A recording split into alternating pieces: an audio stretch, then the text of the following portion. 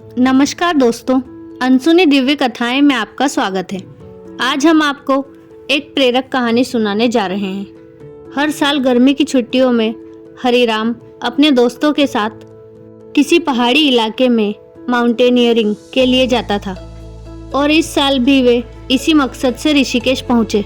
Guide उन्हें एक famous mountaineering spot पर ले गया, लेकिन हरिराम और उसके दोस्तों ने सोचा नहीं था कि वहां पर इतनी भीड़ होगी।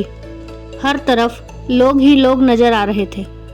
एक दोस्त बोला, यार यहाँ तो शहर जैसी भीड़ है, यहाँ चढ़ाई करने में क्या मज़ा। क्या कर सकते हैं, अब आ ही गए हैं तो अफसोस करने से क्या फ़ायदा। चलो इसी का मज़ा उठाते हैं, हरिराम ने जवाब दिया। सभी दोस्त पर्वतारोहण करने लगे और कुछ ही समय में पहाड़ की चोटी पर पहुंच गए। वहां पर पहले से ही लोगों का तांता लगा हुआ था। दोस्तों ने सोचा, चलो अब इसी भीड़ में 2-4 घंटे कैंपिंग करते हैं और फिर वापस चलते हैं। तभी हरिराम ने सामने की एक चोटी की ओर इशारा करते हुए कहा, रुको रुको, जरा उस चोटी की ओर भी तो देखो। वहाँ तो बस मुट्ठी भर लोग ही दिख रहे हैं।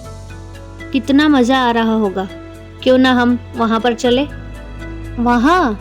एक दोस्त बोला, अरे वहाँ जाना सबके बस की बात नहीं है। उस पहाड़ी के बारे में मैंने सुना है, वहाँ का रास्ता बड़ा मुश्किल है और कुछ लकी लोग ही वहाँ तक पहुँच पाते हैं। बगल में खड़े कुछ लोगों ने भी हरिराम का मजाक उड़ाते हुए कहा, भाई अगर वहाँ जाना इतना ही आसान होता तो हम सब यहाँ बैठकर झक नहीं मार रहे होते। लेकिन हरिराम ने किसी की बात नहीं सुनी और अकेला ही उस चोटी की ओर बढ़ गया। और 3 घंटे बाद हरिराम उस पहाड़ी के शिखर पर था। वहां पहुंचने पर पहले से मौजूद लोगों ने उसका स्वागत किया और उसे प्रोत्साहित किया। हरिराम भी वहां पहुंचकर बहुत खुश था। अब वह शांति से प्रकृति की खूबसूरती का आनंद ले सकता था। जाते जाते हरिराम ने बाकी लोगों से पूछा, एक बात बताइए, यहाँ पहुँचना इतना मुश्किल तो नहीं था। मेरे विचार से तो जो उस भीड़ भाड़ वाली चोटी तक पहुंच सकता है, वह अगर थोड़ी सी और मेहनत करे तो वो इस चोटी को भी छू सकता है।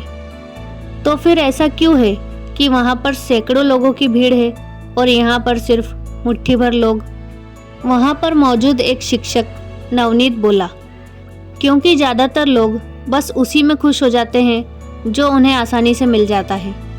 वे सोचते ही नहीं कि उनके अंदर इससे कहीं ज़्यादा पाने का इरादा है, और जो थोड़ा पाकर खुश नहीं भी होते, वो कुछ अधिक पाने के लिए खतरा नहीं उठाना चाहते।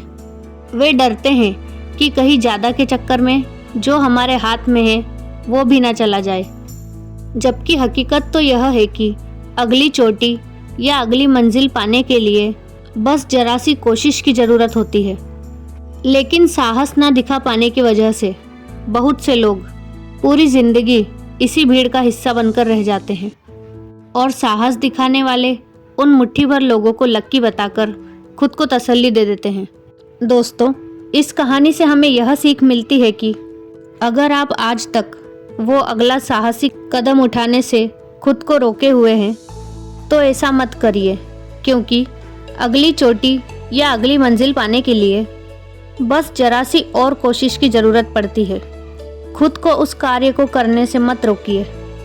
आपका थोड़ा सा साहस और थोड़ी सी हिम्मत आपको भीड़ से निकालकर उन मुट्ठी भर लोगों में शामिल कर सकती है जिन्हें दुनिया भाग्यशाली कहती है। तो दोस्तों, यह थी आज की हमारी प्रेरक कहानी। आपको यह कहानी कैसी लगी हमें कमेंट करके ज़रूर बताएं और इस प्रकार की अन्य अनसुनी दिव्य कथाएं सुनने के लिए हमारे चैनल को सब्सक्राइब करें और इस वीडियो को लाइक और शेयर करना ना भूलें। राधे राधे।